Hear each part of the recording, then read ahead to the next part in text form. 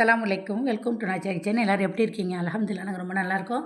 இன்றைக்கி இஃப்தாருக்கு என்ன செஞ்சேன்னு பார்த்தீங்கன்னா, இது கருப்பு சுண்டல் இருக்குல்ல, கொண்டக்கடலை, அதை வச்சு சூப்பரான ஒரு வடை தாங்க செஞ்சுருக்கேன். மீதி அடுப்பில் இருக்குது. சுட சுட சூப்பராக இருக்கும், உடம்புக்கு ரொம்ப நல்லது. நீங்களும் ட்ரை பண்ணி பாருங்கள். கருப்பு கொண்டக்கடலை வச்சு வடை செஞ்சுருக்கேன்.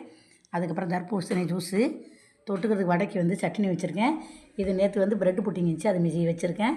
பேரிச்சம்பழம், இது முருங்கைக்கீரை வந்து பொறுமா போட்டு ஆக்கி வச்சுருக்கேன், தேங்காய்லாம் போட்டு. இது வந்து எல்லா நட்ஸு, பேரிச்சம்பழம், அத்திப்பழம் எல்லாம் ஊற வச்சுருந்தேன். அது எல்லாத்தையும் சேர்த்து பாலை ஊற்றி அது ஒரு சுமித்தி மாதிரி ரெடி பண்ணி வச்சுருக்கேன்.